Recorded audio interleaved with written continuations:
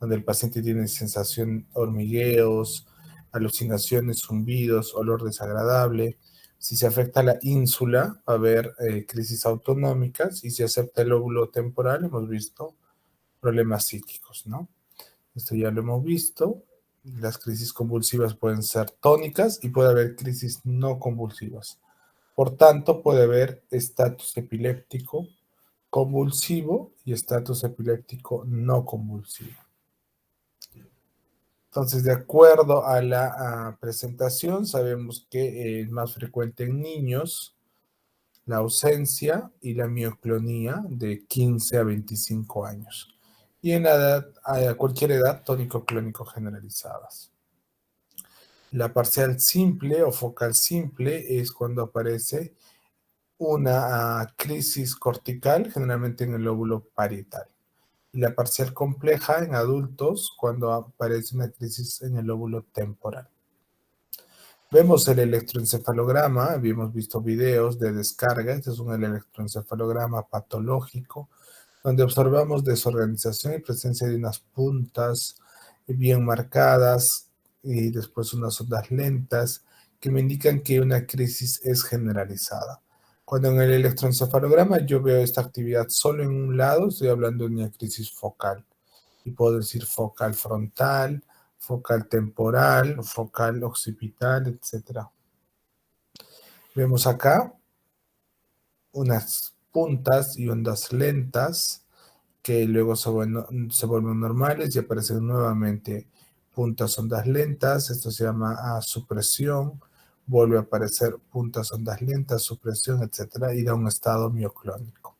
Entonces, el estado mioclónico son movimientos involuntarios bruscos que pueden originar epilepsia mioclónica juvenil.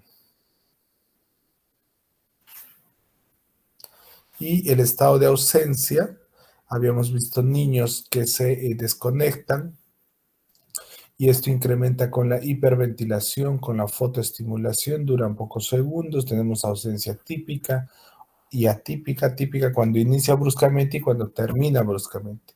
Y atípica cuando tiene otros síntomas, como tiene atonía, cuando es más lento el finalizar de la crisis, etc. Entonces, tiene un patrón específico que se llama punta onda lenta de 3 Hz por segundo. Entonces, este es el patrón típico de una ausencia, es un patrón electroencefalográfico. Y las no epilépticas habíamos visto síncopes, episodios de hipersomnia, amnesias transitorias, crisis de hiperventilación, psicógenas, etc. Crisis gelásticas, crisis dacrísticas, etc. Y puede haber eventos paroxísticos no epilépticos en el cual simulan trastornos motores. En este caso tenemos los síncopes, ¿no? Los síncopes. Y los síncopes pueden ser de origen vasovagal, de origen cardiogénico, pueden ser de origen autonómico, etc. La más común que sea un síncope vasovagal, es decir, donde hay una hipotensión arterial transitoria debido a un problema en el vasoreceptor de la carótida que da origen a que el paciente pierda el conocimiento. Entonces, hablaremos ahora de lo que es el estatus epiléptico. El estatus epiléptico es una complicación frecuente en emergencia que, si no lo manejo, puede complicar la vida del paciente. Entonces, el estatus fue descrito desde 1824, es una emergencia y tiene una mortalidad de 12 a 26%. Y de los que sobreviven, quedan con un daño neurológico hasta un 23%. Es importante entonces tratarlo. Entonces, tradicionalmente decíamos que era crisis convulsiva por más de 30 minutos, sin recuperación de la conciencia. Eso ha cambiado. Actualmente hablamos de 5 minutos, porque hemos visto que a los 5 minutos ya hay cambios metabólicos a nivel neuronal, y si no actúo, el daño es irreversible. Entonces, crisis continuas sin recuperación de la conciencia es un estatus epiléptico por más de 5 minutos. Entonces, se va a dividir en estatus epiléptico de tipo convulsivo, cuando hay crisis tónicas, crisis motoras, movimientos involuntarios permanentes, y crisis de estatus convulsivo no convulsivo, perdón, estatus convulsivo no convulsivo, estatus epiléptico no convulsivo, cuando el paciente está, por ejemplo, en una ausencia, una crisis de ausencia permanente, entonces no hay movimientos involuntarios, solo el paciente está como ido, no responde llamado, no habla, está en un mutismo y puede tener solo movimientos oculares. Entonces hay que diferenciarlos porque este estatus epiléptico no convulsivo es muy difícil diagnosticar si no lo sospecho, ya que puede entrar el paciente como un trastorno de conciencia, pueden decir que es metabólico, que es de otro origen. Sin embargo, el paciente está en un estatus no epiléptico.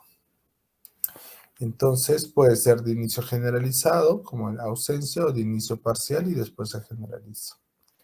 Entonces tenemos el estatus convulsivo, como la crisis, pueden ser tónico-clónicas, bioclónicas, clónicas, y no convulsivo, ausencia es lo más común. Entonces vemos acá nuevamente un electroencefalograma donde hay actividad epiléptica, estas pequeñas ondas lentas y estas puntas determinan que hay una actividad epiléptica permanente. Esto no debería ser así, debería ser un electro más plano, sin embargo hay actividad epiléptica continua, lo que me dice que hay un estatus epiléptico.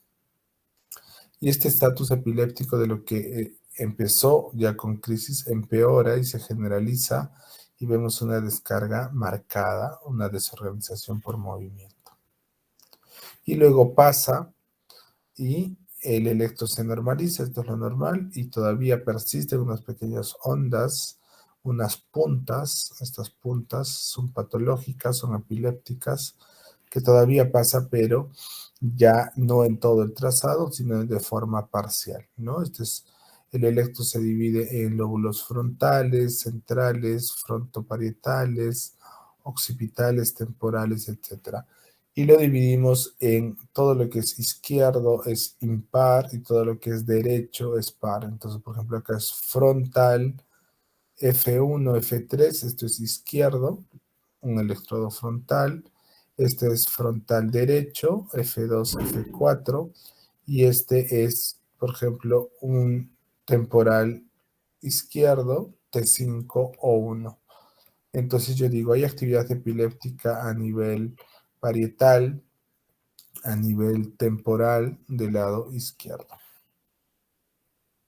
Entonces, la causa más común de estatus epiléptico es que el paciente sea epiléptico y no haya tomado su medicación, entonces falla de tratamiento, olvido o algún desencadenante como infartos cerebrales en un paciente adulto mayor que tenga un stroke y origine un daño estructural y va a originar un estatus epiléptico. Otros son el cambio de medicación, que el paciente era epiléptico, tomaba, digamos, fenitoína y le hacen un cambio brusco de medicación. Entonces, hasta que la nueva medicación se impregne a nivel sérico, el paciente puede presentar un estatus epiléptico. Otras drogas, como el consumo de cocaína, alcohol, estimulantes, pueden desencadenar estatus, anoxia, problemas metabólicos, causa desconocida, infecciones, traumas, tumores. Pero lo más común es que haya un stroke o que haya cambio de medicación. Entonces también hay ciertas drogas que pueden producir estatus epiléptico y pueden afectar la parte renal y pueden inducir aún más o pueden evitar aún más la depuración del medicamento, se acumula y produce un estatus como imipenem, penicilinas, cefalosporinas, metronidazol, antihistamínicos, algunos antipsicóticos como clozapina, podrían originar antidepresivos como bupropión, antidepresivos tricíclicos como clomipramina, baclofeno, fentanilo, flumazenil, ketamina, lidocaína, litio, etcétera. Entonces, hay que tener cuidado con qué medicación recibe el paciente para ver si ese es el origen del estatus. ¿Cuál es la fisiopatología? Entonces, es que se origina una descarga normal que ya hemos visto y esta es persistente. Y al ser persistente, produce una excitación excesiva en el sistema nervioso y produce una inhibición inefectiva. Sabemos que el principal excitatorio es el glutamato, entonces va a haber exceso de glutamato y disminución de GABA. Entonces va a haber una restricción de las vías GABA y va a haber un aumento de las vías glutamatérgicas con glutamato adicional de forma permanente. Entonces vemos acá como el hipocampo es la principal área del cerebro que está en el lóbulo temporal, es la principal zona epileptogénica, entonces ingresa exceso de glutamato a los receptores, este exceso de glutamato produce un acúmulo permanente de cloro, de bicarbonato y esto va a originar perpetuación de la crisis convulsiva. En cambio, va a haber una disminución de los receptores GABAérgicos y estos no se van a unir a sus receptores postsinápticos, entonces el paciente va a convulsionar permanentemente.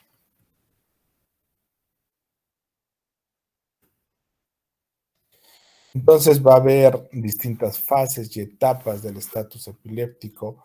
Va a haber principalmente una alteración en la sinasa calcio-calmodulina, va a haber una peroxidación lipídica con formación de nitritos que lleva a alteración de las vías glutamatérgicas y va a haber una alteración en la regulación de colina que va a originar y va a perpetuar esta crisis. No pasa por qué. Ahí está. Entonces va a haber una alteración en el hipocampo, hemos visto que es la principal zona epileptogénica, va a haber alteración de otros neuropéptidos endógenos como galanina, aumento de sustancias proconvulsionantes como la sustancia P y pérdida de la inhibición GABAérgica. Entonces, a medida que pase y el paciente está convulsionando permanentemente, ya pasó más de 5 minutos, empieza una injuria neuronal, donde va a haber excitotoxicidad, es decir, radicales libres que van a producir entrada de calcio, alteración de los receptores NMDA que habíamos visto en los videos de epilepsia, aumenta la demanda neuronal metabólica, aumenta el flujo sanguíneo y esto va a originar mayor demanda de glucosa. Entonces, en la etapa inicial, esta injuria neuronal va a haber un hipermetabolismo neuronal para compensar el exceso de crisis convulsiva. Luego puede haber disturbios sistémicos como edema pulmonar, falla cardíaca, contracción muscular permanente que va a dar necrosis, aumento del CPK y eso va a dar lugar a una falla renal por rhabdomiólisis. Puede haber arritmia cardíaca, aspiración, neumonía aspirativa, fiebre, disturbios metabólicos de glucosa, potasio, sodio o hipoxia y necrosis tubular, acidosis eh, tubular que va a dar lugar a una falla renal, ¿no? Falla renal aguda. Entonces, en la fase 1 aumenta el metabolismo cerebral, pero los mecanismos fisiológicos todavía pueden compensar los cambios. Entonces, la fase 1 es a nivel cerebral. Y la fase 2 ya cuando el cerebro no puede compensar estos requerimientos metabólicos, empieza a producir hipoxia y alteraciones a otros niveles, alteraciones sistémicas.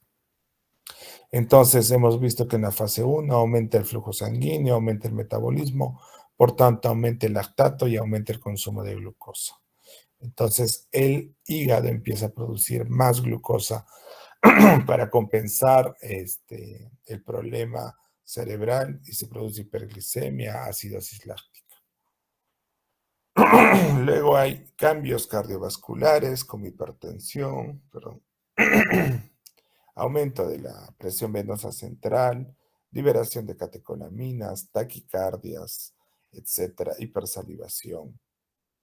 Y luego en la fase 2 ya el cerebro no es capaz de controlar, hay un fallo en la autorregulación, hay más hipoxia, hay fallo energético y empieza a haber los cambios metabólicos como hipoglicemia, hiponatremia, acidosis, coagulopatía, rhabdomiólisis, mioglobinuria, aumento de los leucocitos. Y cambios cardiovasculares como hipoxia sistémica, insuficiencia cardíaca, hipotensión arterial, insuficiencia respiratoria y aumento de la temperatura a nivel central. Entonces, una fiebre de origen central. Entonces, ¿cuál es el manejo y las guías que todas se mantienen desde el 2016 hasta la 2023? Han hecho muy ligeros cambios, pero en general sigue siendo la misma. Y estas recomendaciones dicen que cuando tengo un paciente con estatus epiléptico en emergencia, lo que debo hacer es primero identificar la causa para poder corregirlo. Hacemos como todo manejo de un problema en shock trauma, el manejo del ABC, de la vía aérea, control gases arteriales, monitoreo de presión arterial y EKG, control de glucosa y tiamina. Es importante la tiamina porque parte del estatus epiléptico es un problema de abuso de alcohol, por ejemplo, sustancias tóxicas, entonces debe darse a todo paciente glucosa endovenosa y tiamina porque hemos visto que en la fisiopatología, primero la neurona trata de compensar aumentando su hipermetabolismo y requiere glucosa, y después el cerebro, el hígado empieza a producir más hiperglicemia y termina en una hipoglicemia. Entonces, si no corrijo la glucosa o si no le doy glucosa endovenosa, pues el paciente va a empeorar y ese estatus no va a poder ser revertido. Luego debo hacer el dosaje de los antiepilépticos, pues recordemos que la primera causa es cambio de medicación o el paciente no tomó su droga antiepiléptica, entonces debo hacer un dosaje sérico de fenitoína, valproato, levetiracetam, carbamazepina, etcétera, para ver si realmente la dosis era de acuerdo a su peso, era una dosis terapéutica o estaba tomando una dosis que no podía controlar una crisis convulsiva. Luego el screening de electrolitos, hematológico, función hepática y función renal para poder identificar otra causa adicional. Entonces siempre debo identificar la causa. Recordemos que otra causa es un stroke, entonces debo hacer una tomografía cerebral para ver si no hay imágenes hipodensas o sangrados que hayan condicionado empeoramiento del estatus. Entonces, en todo paciente con que llega a emergencia, las guías dicen que deberíamos usar lorazepam endovenoso de 0.1 miligramo por kilo por peso. En nuestro país no tenemos lorazepam, entonces deberíamos usar diazepam 10 miligramos endovenoso. Luego podríamos usar midazolam de forma intramuscular. Recordemos que el paciente está convulsionando permanentemente, entonces el acceso a una vía endovenosa es complicado, entonces lo que hacemos es colocarle intramuscular y esperamos un efecto en 1 a 2 minutos. En los niños, como es muy difícil canalizar una vía o ponerles intramuscular, se prepara una jeringa, se saca la aguja y se pone por vía rectal. Es una forma muy rápida de absorción. Todo el plexo venoso del intestino y del final del recto va directamente a la vena cava inferior y luego se distribuye sistémicamente, entonces la absorción es muy rápida, 1 a 2 minutos. En adultos no podemos hacer eso porque las dosis son mayores, lo preferimos de forma intramuscular, pero en niños lo hacen por vía rectal. Si el paciente sigue convulsionando y no mejora, le damos otra dosis de diazepam seguida de fenobarbital 15 miligramos por kilo por peso en infusión. El paciente debe ir a UCI si es que no se controla la crisis a los 10 minutos. Entonces, diazepam, otro diazepam y luego fenobarbital. Si no controlamos, pasa a UCI.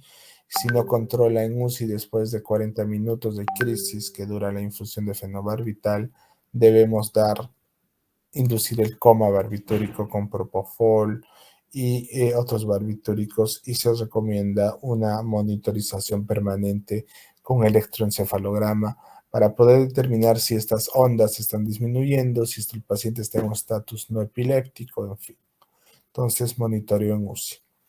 Y cuando el paciente tiene más de 1 hora, hora y media de crisis convulsiva y no mejora, recordemos que cada crisis es hipoxia cerebral, va a haber daño y muerte de las neuronas, principalmente del hipocampo, entonces debemos inducir al coma barbitúrico. Debe estar intubado y debe utilizarse tiopental o fentobarbital para poder inducir a este coma y tratar de controlar la crisis convulsiva. Entonces, el manejo general es con midazolam y con propofol a dosis de 2 a 3 miligramos por kilo, siempre en UCI monitorizado y entubado. Entonces, acá hay una guía donde me habla minuto a minuto qué es lo que deberíamos hacer. Es una guía bastante práctica y es lo que se hace en los hospitales todos los días. Si el paciente llega de 0 a 5 minutos, pasamos a estabilizar, le hacemos el ABC, colocamos lo que es oxígeno, porque vemos que hay hipoxia cerebral. En los videos han visto que cuando convulsiona un paciente le ponen oxígeno, una cánula binasal. Se le administra glucosa endovenosa por el tema que hemos hablado de la hipoglucemia posterior. Tiamina siempre, porque no sabemos si el paciente es alcohólico o consume alguna otra droga. Y porque se ha demostrado que la tiamina ingresa junto a la glucosa a la neurona. Entonces, no solo se da en alcoholismo, sino se da también para que la glucosa se absorba mejor a nivel neuronal. Luego han pasado, le ponemos diazepam o midazolam endovenoso. Si no controla la crisis, lo que hacemos es damos una nueva dosis de midazolam intramuscular o lorazepam o diazepam. Sabemos que no hay lorazepam. Y luego damos fenobarbital endovenoso 15 miligramos. Usamos diazepam rectal en niños y en otros países usan midazolam intranasal. Es la forma más rápida de absorción, pero no la tenemos en el país. Si el paciente no mejora y han pasado 20 a 40 minutos, damos otra dosis de, en este caso, fenitoína a 20 miligramos por kilo de peso. Eso se llama epaminización, muy común. Ustedes van a estar en emergencia y llega un paciente convulsionando y dicen epamínicenlo.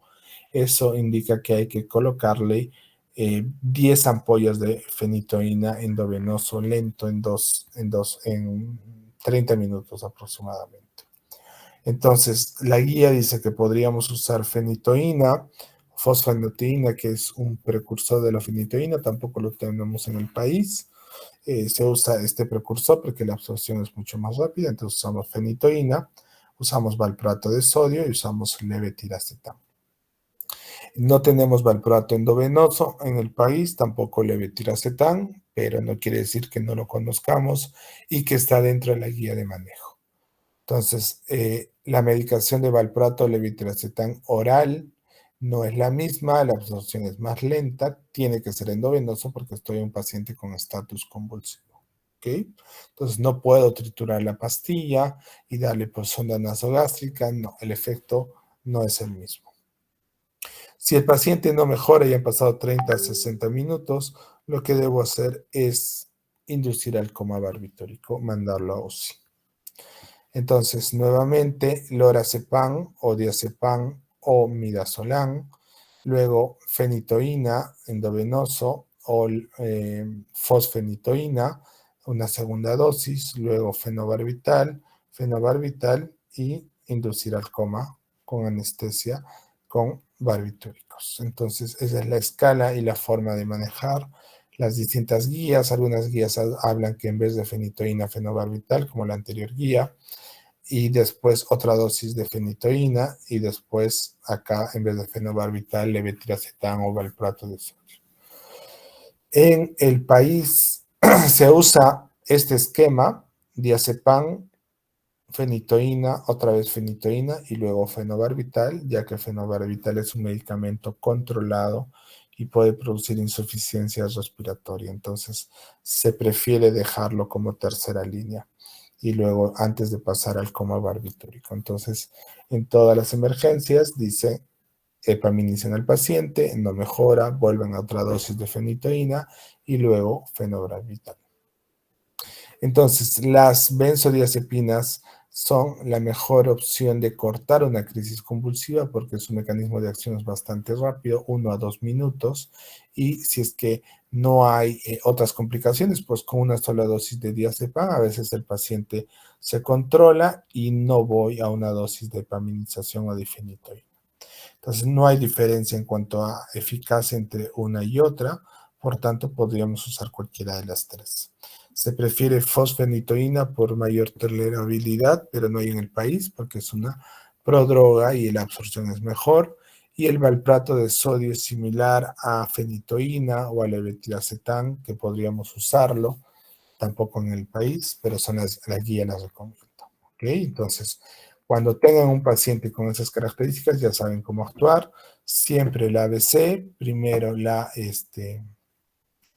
el dosaje de los antiepilépticos, colocar oxígeno, buscar la causa, tomar una tomografía y darle una dosis inicial de diazepam o midazolam, luego otra dosis midazolam, luego fenitoína, fenobarbital y comabarbital. Muy bien, ¿alguna pregunta?